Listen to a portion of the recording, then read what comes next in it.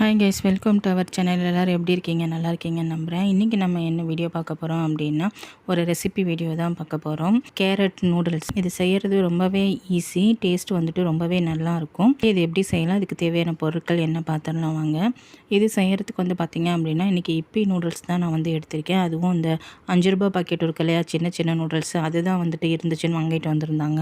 அது வந்து 2 பாக்கெட் எடுத்து வச்சுருக்கேன்.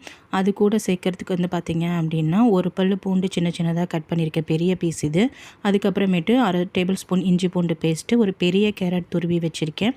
கூடவே வந்து ஒரு பெரிய பச்சை மிளகாய் கட் பண்ணி வச்சுருக்கேன். அப்புறம் தேவையான அளவுக்கு மல்லி இலை கட் பண்ணி வச்சுருக்கேன். லாஸ்ட்டில் இது கூட சேர்க்கறதுக்காக பட்டர் வந்து எடுத்து வச்சுருக்கேன். இது வந்து சால்டட் பட்டர். ஒரு பேன் வச்சுக்கோங்க. பேன் வந்துட்டு சூடானதுக்கு அப்புறமேட்டு தேவையான அளவுக்கு ஆயில் வந்து ஆட் பண்ணிக்கோங்க. ஆட் பண்ணிவிட்டு ஒரு 1/4 டேபிள் ஸ்பூன் அளவுக்கு ஜீரகம் வந்து சேர்த்துக்கோங்க. ஜீரகம் பொரிஞ்சதும் நம்ம கட் பண்ணி வச்சுருக்க பச்சை மிளகாய், கருவேப்பிலை, இஞ்சி பூண்டு பேஸ்ட்டு, பூண்டு இது எல்லாத்தையும் சேர்த்துட்டு நல்லா வந்துட்டு கலந்து விடுங்க. இது நல்லா ஃப்ரை ஆகி வந்ததும் நம்ம துருவி வச்சுருக்க கேரட் வந்துட்டு போட்டுக்கோங்க. போட்டுட்டு ஒரு 30 செகண்ட் மட்டும் போதும், அதை ஃப்ரை பண்ணி விடுங்க.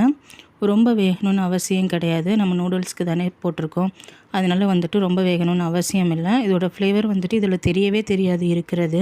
அந்தளவுக்கு வந்துட்டு இந்த நூடுல்ஸ் வந்து ரொம்பவே நல்லாயிருக்கும்.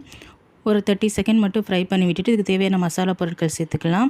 தேவையான அளவுக்கு உப்பு, ஒரு 1/2 டேபிள் ஸ்பூன் அளவுக்கு வந்து பார்த்திங்க அப்படின்னா சிக்கன் மசாலா எடுத்திருக்கேன். 1/4 டேபிள் ஸ்பூன் மஞ்சத்தூள். இது எல்லாத்தையும் சேர்த்துட்டு வந்துட்டு ஒன்றோட ஒன்று மிக்ஸ் ஆகிற வரைக்கும் நல்லா வந்துட்டு கலந்து விட்டுருங்க. இதுவும் வந்துட்டு ரொம்ப நேரம் வதக்கணும்னு தேவையில்லை.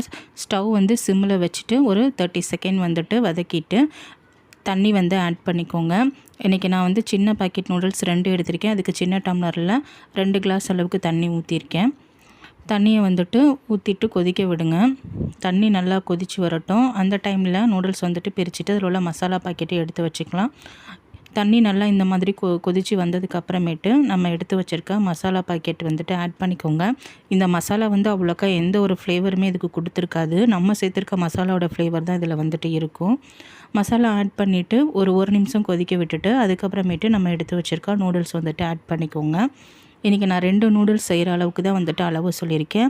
நீங்கள் எத்தனை நூடுல்ஸ் செய்கிறீங்களோ அந்தளவுக்கு அளவை வந்துட்டு நீங்கள் வந்து இன்க்ரீஸ் பண்ணிக்கோங்க. அதே மாதிரி இன்றைக்கி நான் சேர்த்துருக்க பச்சை மிளகா ரொம்பவே காரமாக இருந்தது. நீங்கள் வந்துட்டு காரம் கம்மியாக சாப்பிடுவீங்க அப்படின்னா பச்சை மிளகா வந்துட்டு நீங்கள் வந்து ஆட் பண்ணாதீங்க. நம்ம சேர்த்துருக்க அந்த மசாலாலே வந்துட்டு காரம் இருக்கும், அதுவே போதுமானதாக இருக்கும். பச்சை மிளகா ஃப்ளேவர் பிடிக்குங்கிறவங்களுக்கு சேர்த்துக்கோங்க. எனக்கு பச்சை மிளகா ஃப்ளேவர் பர்சனலாக ரொம்ப பிடிக்கும், அதனால் வந்துட்டு நான் சேர்த்துக்கிட்டேன். நல்லா வந்துட்டு கொதிக்க விடுங்க. இந்த நூடுல்ஸ் வந்துட்டு தண்ணி எல்லாத்தையும் அப்சர்வ் பண்ணி வெந்து வரும். இப்போ பாதி அளவுக்கு வந்து பார்த்திங்க அப்படின்னா வெந்து வந்துருச்சு நூடுல்ஸு. இன்னும் ஒரு 2 நிமிஷம் வச்சுருந்தா போதும். நூடுல்ஸில் இருக்க எல்லா தண்ணியும் வந்து அப்சர்வ் ஆகி வந்துடும். அட் லாஸ்ட்டு கொஞ்சமாக தண்ணி இருக்கும்போதே பார்த்திங்கன்னா ஒரு 1/2 டேபிள் ஸ்பூன் அளவுக்கு சர்க்கரை ஆட் பண்ணுறேன். ஏன்னா எனக்கு நூடுல்ஸ் வந்து ரொம்பவே காரமாக இருந்துச்சு.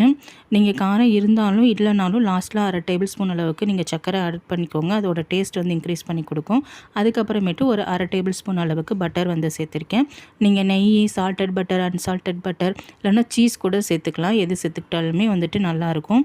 நான் கொஞ்சம் தண்ணி இருக்குது பார்த்திங்களா, இந்த அளவுக்கு லைட்டாக தண்ணி இருக்கும்போதே நீங்கள் ஸ்டவ் வந்து ஆஃப் பண்ணிடுங்க. அப்போ தான் வந்துட்டு இது சாப்பிட்றதுக்கு ரொம்பவே நல்லாயிருக்கும். ரொம்ப ட்ரை பண்ணிட்டோம் அப்படின்னா வந்துட்டு டேஸ்ட் வந்துட்டு மாறிடும். ஸோ நான் வீடியோவில் ஷோ பண்ணியிருக்கேன் பார்த்திங்களா, இந்த கன்சிஸ்டன்சிக்கே வந்துட்டு நீங்கள் வந்து ஸ்டவ்வை ஆஃப் பண்ணிடுங்க.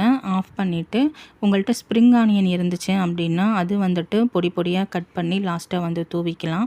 அப்படி இல்லை அப்படின்னா உங்கள்கிட்ட கொத்தமல்லி இருந்துச்சுன்னா கொத்தமல்லியை வந்துட்டு பொடி பொடியாக கட் பண்ணி தூவிக்கோங்க. நான் இன்றைக்கி கொத்தமல்லி தான் சேர்த்துருக்கேன். எனக்கு ஸ்ப்ரிங் ஆனியன் ஃப்ளேவரை விட இந்த கொத்தமல்லி ஃப்ளேவர் எனக்கு ரொம்பவே பிடிக்கும். அதனால் நான் ரொம்பவே அதிகமாகவே சேர்த்துக்கிட்டேன். ஃப்ரெஷ்ஷானதாக வந்து சேர்த்துக்கோங்க. பழசாக இருந்துச்சு அப்படின்னா வந்துட்டு இதோட ஃப்ளேவர் வந்து போயிடும், நல்லா இருக்காது. உங்களுக்கு எந்த அளவுக்கு தேவையோ அந்த அளவுக்கு கட் பண்ணி கொத்தமல்லியை சேர்த்துட்டு நல்லா வந்து ஒரு மிக்ஸ் கொடுத்துக்கோங்க. அவ்வளோதான், வந்துட்டு நம்மளுக்கு ரெடி ஆகிடுச்சு சர்வ் பண்ணுறதுக்கு.